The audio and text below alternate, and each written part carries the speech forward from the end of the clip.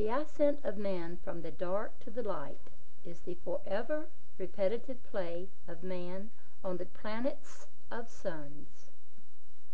When all mankind has found the light, the play will be finished.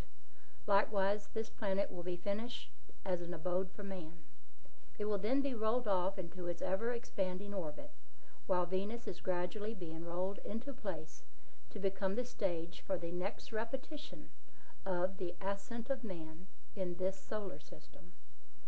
We actors of the play must therefore be content with the lines of the play revealed to each of us in light.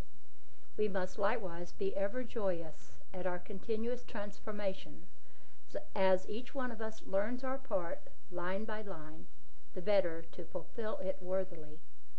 All parts of the play are experiences which become the action of the play. All man's experiences are but his unfolding. Each experience is a part of his journey from the dark to the light. All experiences are steps in that journey to his mountaintop of glory. All experiences, therefore, are good experiences. There is naught but good. There is no evil. There is naught but life. There is no death. I am the one whole, the all. Glorify thou me, the one whom I am, for I am all, and no other is. I, the sexless one, am unity. What I am thou art, for thou art me. Thou art the whole. Glorify thyself, for in so doing thou art glorifying me. I, the one whole, am knowing mind. I exist to think. All thinking is light of my knowing, but my thinking is not me. I am creator, creating with my thinking. Out of my light of knowing are my two lights of thinking born, as sex pairs of opposites, for repetition as sex pairs of opposites. To think is to create. I create with light. Nothing is which is not light. I think ideal. Light registereth my ideal in the two sexed lights of my thinking, and form is born in the image of my thinking. Form hath no existence, nor have my imaginings. These exist not, for they are not me. I alone existeth, I, the all. I create my imaged body with the inbreathing of my pulsing universe of me. My universe is my image, but my image is not me. All things are my image, but they are not me, even though I am in them and they in me. Chapter 2. Creator and Creation. God, the Creator, is all there is, all that exists. God's creating universe of matter in motion appears to exist. To our senses, it sequentially disappears to reappear. It has no reality. It but simulates reality through the illusion of two-way projected lights in motion. God, the Creator, is the one being, the one person, the one mind, the one thinker, the one self, the one life, the one soul, the one power, the one reality. God's creation is the imaged pattern form of God's imagining, built in his image. It is the body of God, the record of his thinking, created by him for expressing the oneness of life, love, mind, soul, and power, which is in him alone. The one light. God is light. God is universal mind. Mind is light. Mind knows. Mind thinks what it knows.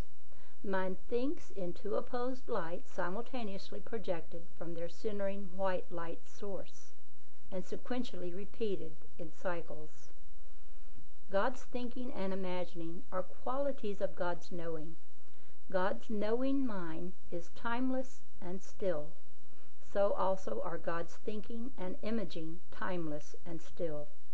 So likewise, man's thinking and imagining are as timeless and still as is his knowing. Stillness never can be motion, or become motion, but it can appear to be. Motion merely seems, but stillness always is. The universal equilibrium can never be other than its own balance, but it can seem to be. The illusion which is motion springs from stillness and returns to stillness. This is a universe of rest. There is naught but rest in the universe. Mind knows its one ideal of creation as one whole. Mind thinks its one whole ideal into seeming parts, hence the illusion of motion, which we call creation, and the illusion of substance, which we call matter. Matter, motion, time, change, dimension, and substance have no existence. The light of knowing mind alone exists. There is but one mind and one thinker. The one light of knowing mind is self of God.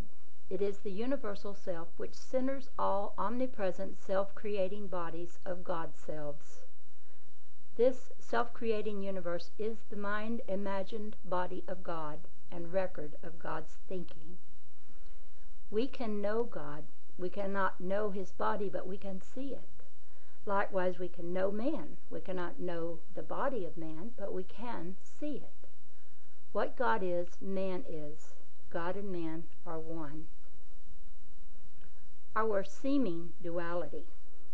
We seemingly live in two universes, the still cosmic mind universe of knowing, and the moving thoughts of mind rhythmic wave universe of sensing. We cannot sense the cosmic universe of God's knowing, nor can we know the thought wave universe of God's thinking. The cosmic mind universe of the one light of all knowing is all that is. The vibrating thought wave universe of sensing merely seems. The cosmic God light. The one still light of God is the cosmic light which watches over all creating things at countless points, locatable by man but invisible to man. Man's senses have misled him into believing in a force called magnetism, which attracts compass needles and lifts tons of steel. These phenomena of motion are due to electricity and not to magnetism. The cosmic light is absolutely still. It neither attracts nor repels. We now need to comprehend the nature and purpose of the magnetic poles of suns, planets, and all other moving extensions of the one light. Likewise, we need to know the nature and purpose of the two electric workers which interweave this light mirage of seeming motion and dissolve it sequentially for rebuilding. This will give a foundation of knowledge to man which will enable him to see behind the illusions which deceive his senses. The time has come in the history of man's journey from his material jungle to his spiritual mountaintop, when it is imperative that he must live more and more in the cosmic light universe of knowing, and less in the electric wave universe of sensing. Man must know that his power lies in the stillness of his centering self, and not in the motion by means